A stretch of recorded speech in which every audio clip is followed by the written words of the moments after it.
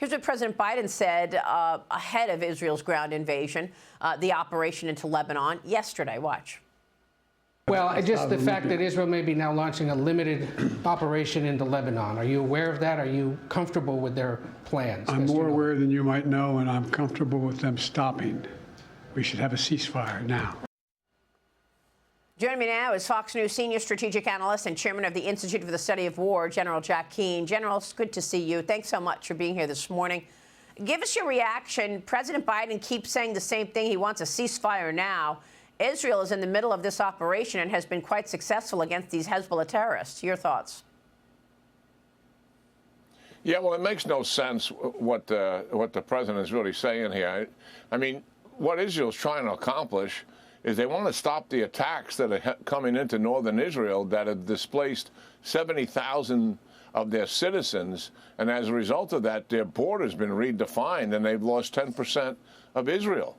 So obviously what they want to do is get back their original border. That means they have to drive Hezbollah out of southern Lebanon to be able to do that.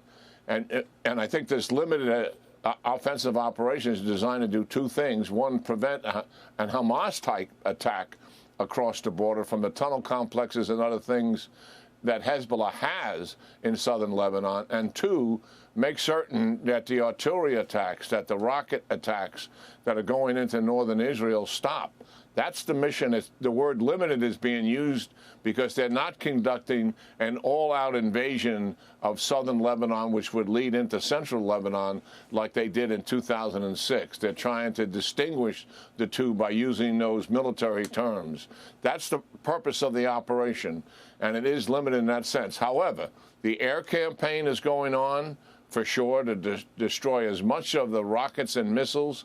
Israel's not estimating publicly what they've done so far, but I would assume that they've taken down at least 40%, if not more than 50. But I'm just speculating here, given the intensity of what they have been doing against those rocket and launcher systems. And they're going to attempt to continue the success that they've had with killing leaders. Those are the three things that are still going to continue here with the operation in Lebanon. Yeah, and I'd love you to assess this operation these last 3 weeks from Israel. I know you're in touch with senior officials and sources in Israel as well as in Ukraine. I'll get to that in a moment. But we're learning now that Hamas's top leader in Lebanon was killed by Israel in an airstrike on Monday.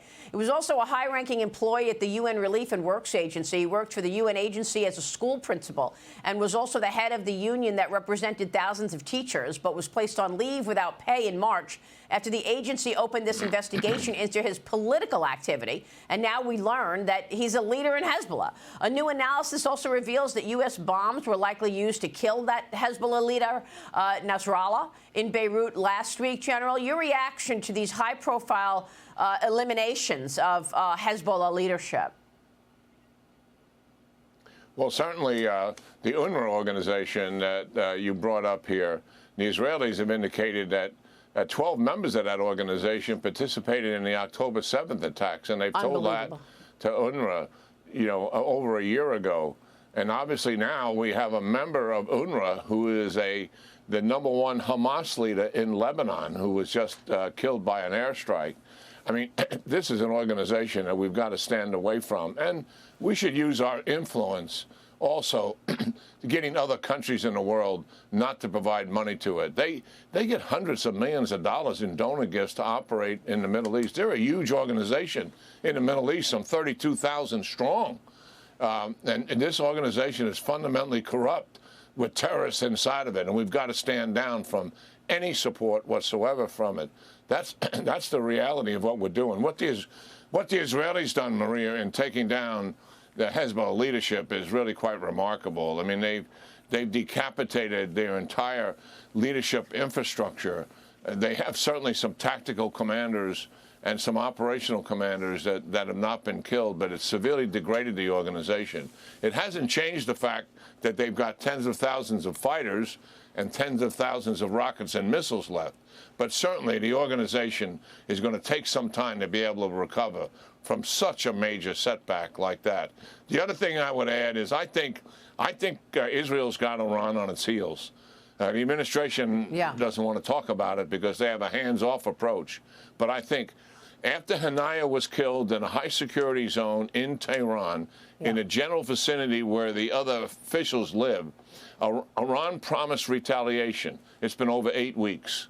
No response. They're promising response to the killing of Nasrallah. If they do provide a response, it'll likely be face-saving. I know for a fact from Israeli sources that Hezbollah and Hamas are both frustrated with Iran. They think they should have done more to support them. And I think where Iran is that they believe if they get into an interaction with the United States or Israel, the civil unrest that will take place in their country could possibly threaten their regime. I think that is why they're back on their heels here. And as such, we should take advantage of them. Yeah, we should put more pressure on them, not less. And we should also point out that Iran's Ayatollah Khomeini is in hiding with extra security. They had to put him in a secure location after the Nasrallah elimination. They're afraid Israel will target him. Oh, there's no doubt about it. I think he's been in that kind of a situation ever since Haniyeh was taken out. And listen, when they're taking out key leaders inside Iran, or they're taking down the centrifuges at the Natanz nuclear enterprise, they are doing all of that, the Mossad, with assistance from Iranian resistance. And that in itself is sending a message, to the Iranian leadership, because they know their security services is fundamentally penetrated, just like you see Hezbollah's security services, and they don't know who to trust. And that's a good thing for Israel and a good thing for us. That's why I'm saying we should put more pressure on Iran. We should take the Houthis off the board. Take down the ships that are targeting for them, take down the Navy, just as Reagan did. When Iran was interfering with the flow of Persian Gulf oil in the late 80s, he took out the Iranian Navy, small as it was, that was interfering with it. And what are we doing? The Houthis have shut down on the Iranians the Suez Canal, firing at U.S. Navy warships, and we are not taking them out. I'm talking about taking down Iranian capacity is what we should be doing here. That would help Israel, because Houthis are firing at Israel.